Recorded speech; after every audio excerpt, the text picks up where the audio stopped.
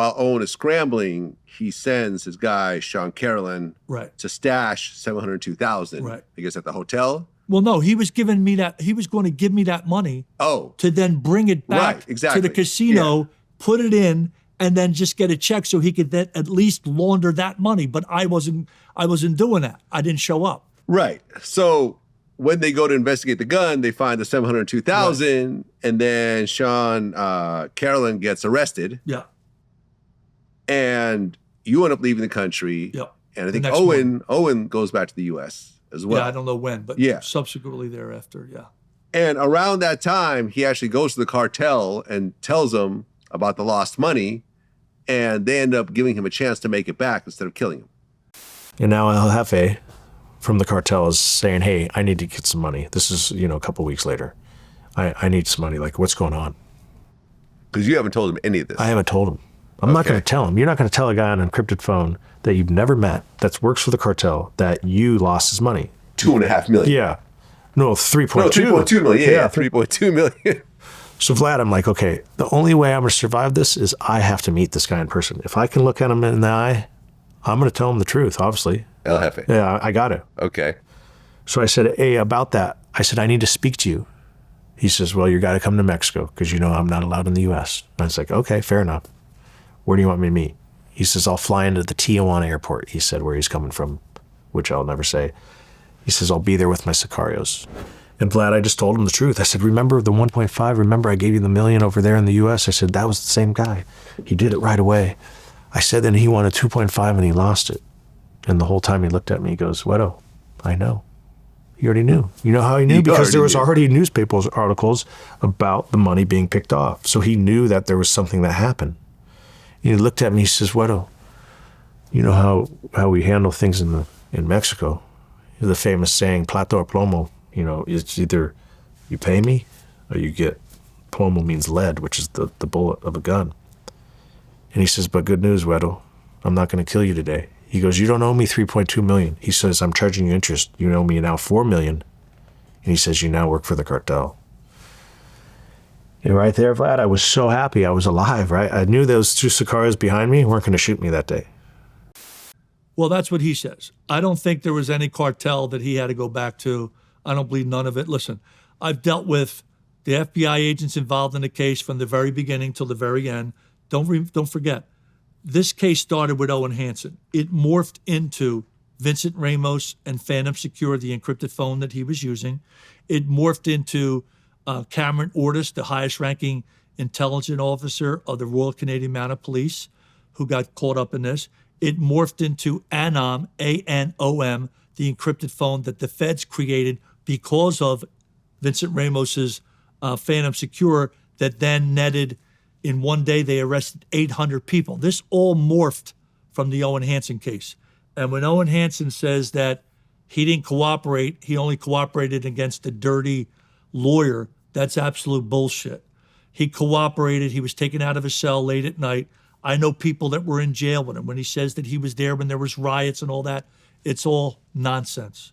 It's all nonsense. He gave up Vincent Ramos, Phantom Secure. Phantom Secure surrendered, forfeited like $80 million. $80 million. That's how much Phantom Secure was making. That's the phone that he kept bragging about that he had. That's the phone that the feds used and showed him that they had it too, that allowed him to trust that guy that ultimately brought him down. It wasn't me that brought him down. It was his own stupidity that brought him down. I tried to resolve it by meeting him at Costa Rica. If he would have met with me instead of hiring a Colombian hitman, we might have had a different ending to the story. So let's talk about that. So you go back to the U.S., and then he's calling you about trying to fix this.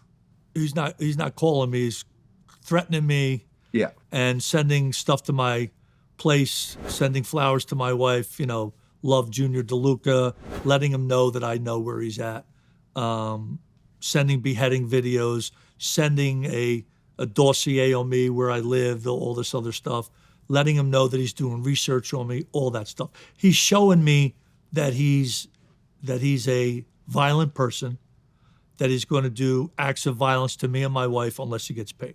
That's what he showed. Well, at one point, he actually sends you a picture of your mother's grave desecrated with red paint on it, and then he photoshops a picture of like this figure who's like digging the grave or something with a shovel. Was him. He photoshopped himself in a Japanese wrestling mask with a shovel of him digging up my parents' grave. But he not only photoshopped that, he put my mother's name on the grave as well on another picture and said Robert Cipriani and the date of birth and then the date of death was very soon instead of a date. So he did multiple things that people don't even know about to scare me to thinking that he was going to kill me. So that's when, doing everything else possible, including going and flying to Costa Rica, where I was told, don't check into a hotel. We'll pick you up at the airport. Now, you think I'm going to get in a car after I land and just get in a car with no paper trail? No, I'm going to check in, have a paper trail that I entered the country, because if I did what he said and had Jefferson pick me up at the airport, I wouldn't be here talking about it today. Okay. So after all this happens, the threats, the going to Costa Rica, coming back, you end up going to the FBI. I called, I did a proffer letter. I called somebody in Philly that I knew, and they drafted a proffer. I then met with FBI agents over the phone. They were in Philly, I was in LA, U.S. attorneys, IRS agents, told them my whole story. After about an hour, the one agent, John Lyons, who's retired now, Lyons is Lyons, John said, RJ, do you expect us to believe this? Because we're all sitting here laughing. And I said, well, you may be laughing, but it's the truth. Well, we don't believe it. We don't believe a word you say. So when you want to tell us the truth, call us back. So my lawyer got mad. He said, what'd you do? You didn't tell them the truth? I said, of course I did. 6 months later, they arrested a group of people in Macho Sports, which Owen was part of, and I thought they got him. Because I had told them about Macho Sports. That call with the feds was about Macho Sports because Owen told me that he was with Macho Sports. Well, that was his company that he was working for. Okay.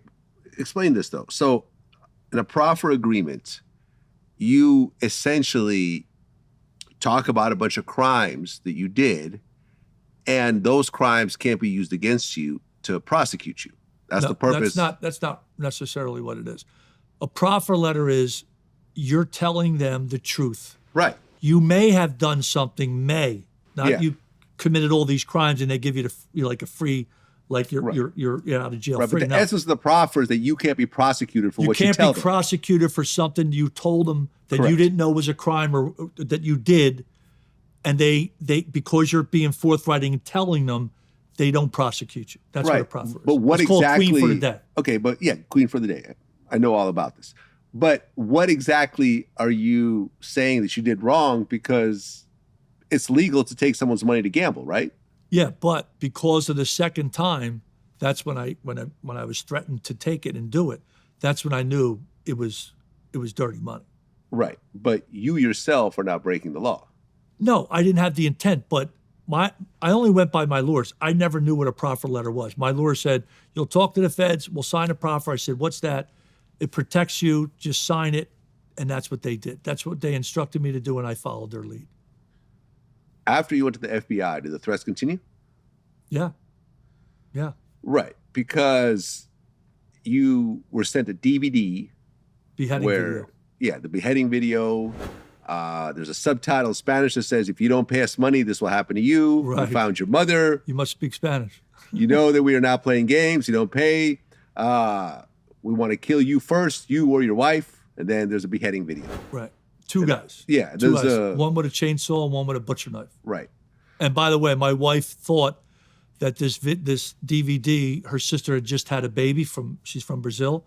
So when she got it, it was it wasn't a FedEx. It was like a Mexican FedEx. So she didn't know. She thought it was maybe her sister sending her a picture of her newborn kid, and it was the beheading video. So she literally watched it on her own. It was, like, are you kidding me? She was, very upsetting for her. And then I watched it separately too. But I was smart enough when I watched it, when I took it out, I took it out not knowing what it was. But then when I put it back in, I made sure I didn't put too many fingerprints. I put it in a plastic bag. I preserved it as evidence because I knew this guy, I gotta do something about him. Okay, so now you're working with the FBI. Yeah. And the FBI starts to investigate Hanson and Macho Sports. And a bunch of wiretaps. They had already gotten Macho Sports. Okay, but they started investigating Hanson. They investigated Hanson because they left him out of the indictment. They didn't know about Owen Hanson until I told them. But he was part of Macho Sports. Right. And they started doing wiretaps. Yeah. And watching his bank accounts, they found that he had wired $375,000 to an offshore account. Yeah. He made multiple trips to Mexico, which is where the cartel was working out of. He was going to Costa Rica more than he was going to Mexico. Right. And he continued to sell drugs in Australia. Yeah. So he was sending cocaine over. He was laundering money. His operation continued as if nothing had happened. I don't know. I don't know. You'd have to ask him. But I could tell you this. He wasn't making $2 million a day, because if he was, that's 2 days he could have paid the cartel the money back. So him saying all this stuff, his numbers are giant. The thing that bothers, look, I don't have a problem with Owen trying to restart his life at all. And Owen, if you're watching this, I really don't. But if you want to lie about me, that's where I have the problem. And the other thing is, when you get out of jail after 9 years and you're blaming me, it wasn't me. It was your stupidity giving this guy that was an undercover FBI agent. He got all the evidence on you, not me. I just told him that you tried to kidnap and kill me multiple times. So it was that guy that you let into your life, that you gave him everything, that when you went out to eat with him, he was picking up the tab. And when at one point, Owen had gone to the bathroom and the undercover turned to Krista and said, "Hey, so you're part of this whole business with him?" And Krista, this is the moment of truth for her. He said, "So you're part of this business with him?" And she said, "No, I just spend the money." If she would have said yes, she would have been in a jail cell right next to him. But because she said, "No, I just spend the money," she said she wasn't part of it. That's what saved Krista Velarde. But the problem that I have is, when he got arrested, he got out after 9 years. If I'm Owen Hanson, I'm not going to get Botox in my head and get fillers. That's what he did. First got out, that's what he did. I would have went to church somewhere, praised Lord Jesus or whatever God you have. Thank you, God, for getting me out in 9 years. But I could tell you this, Vlad. He got 21 years in America. He was looking at 25 years to life in Australia. It's 46 years. He did 9. There's no way he's doing 9 just giving up a dirty lawyer. It's impossible. I know feds all over the world. Impossible. They don't give you that kind of pass for one dirty freaking lawyer. It's impossible. It's bullshit. Well, while the feds were actually investigating Owen, you got a copy of his cell phone contact list? You want me to tell you that story? Yeah. Okay. So the biggest mistake probably that Owen made, other than meeting me, was he decided to call me. He was known, I forget the nickname they gave him. He always had a bag full of phones. There was a big football star named Jeremy Shockey that was really close with him, that I got his number, and he wondered how I got it. I had Reggie Bush. I had everybody's number.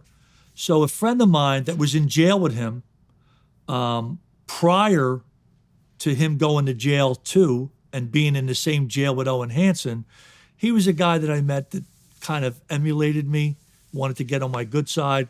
So when I told him about this situation, he says, "Do you have his number?" I said, "No, his name's Junior DeLuca." He says, "What's his phone number?" I said, it's a burner phone." So he said, "If he ever calls you from his real phone, let me know." So one day, Owen called me from his real phone. I gave this guy the phone number. This guy went to a T-Mobile, which is, I think the phone that he had was a T-Mobile phone. And he convinced the girl that he was Owen Hanson. She shut off the phone. She gave him a SIM card to put in his phone. I had all of his contacts, all of his texts, and I literally, before the FBI was called, I literally figured out he was a drug dealer. That's when I called the FBI. Okay, so you guys stopped talking for a while. We talked a little bit where he would call me on the phone, and I forget when I was going to Costa Rica. He was trying to get me out of the country because he said he didn't trust me. He said, "I think you're working with the feds." So I said, "Let's talk about this. Let's meet. I'm a guy that's 22 years older than this guy, and I'm not bringing security. I'm not bringing a gun with me. I'm going to meet him anywhere he wanted to meet me, and he wanted me to meet him in Costa Rica, which I did. And then again, he tried to kidnap and kill me with his henchman Jefferson, who worked for Macho Sports. And at one point, I even called Macho Sports up to say, "Hey, I got Owen Hanson. You know Owen Hanson? Do you know him?" He goes, "Yeah, he's solid." I said, "He's solid?" I said, "That's not what I hear." So I had these numbers in my phone, and in when it described Jefferson, it said Jefferson Macho Sports. So I knew he worked for Macho Sports, and it said Hitman next to his name. So he was the guy that was the enforcer for Macho Sports that lived in Costa Rica. Well, and then in 2015, Owen gets arrested. Yep. And I get out of my car, and the caddy pulls up, and he's in the golf cart, and he's like, "Hi, Mr. Hanson, how you doing?" And he was nervous, right? He was stuttering and he was shaking. I'm like, "Oh, damn, what's the matter with this kid?" I said, "Hey, man, where is everyone, caddy?" He's like, I don't know, Mr. Hanson. And I'm like, fuck, this ain't a good feeling. And I literally give him my golf clubs. And I walk around to my passenger side where I have my man bag and my encrypted phones and my cash that I'm going to gamble with. And I grab it and I turn around, and 15 undercover agents come out of the bushes, a helicopter in the sky, FBI, and the Australian authorities are there, and they handcuff me. And that money launderer ended up coming out in handcuffs. They had him handcuffed. And he's like, "Don't say shit, Owen. They don't got nothing on us." And I'm thinking to myself, this motherfucker thinks I'm some idiot. This is the feds, right? This is what it's all rouge. They're playing me. And sure enough, they get me in this interrogation room, and he's sitting over there. And he's like, "Don't say shit, Owen. They got nothing on them." I'm like, man, this guy's playing me. And they're like, "Mr. Hanson." And then when I heard the Australian accent, I knew my life was over, because the whole time, Vlad, I was like, man, if this is just for the bookmaking, I'm okay. I'll do like 1 or 2 years. But as soon as I heard that Australian accent, I knew this was regarding the cocaine. And I was like, this is it. My life's over. Well, right, because originally you got arrested on drug charges, but then a few months later... 3 months later, we got RICO'd. Originally, it was on drug charges. Yep. And then the charges were expanded when they did a whole other sweep, where 22 people were being accused of essentially RICO. RICO, a sophisticated international criminal enterprise called ODOG. Yeah. The charges against Owen were conspiracy to distribute cocaine, conspiracy to distribute narcotics, RICO conspiracy, running an illegal gambling operation, and money laundering conspiracy. Mm-hmm. The assistant DA, Andrew Young, said that he trafficked more than a ton of cocaine. Yeah. And at this point, he was facing life in prison in the U.S., as well as extradition for more charges in Australia. Yep. 25 years to life in Australia. Yeah.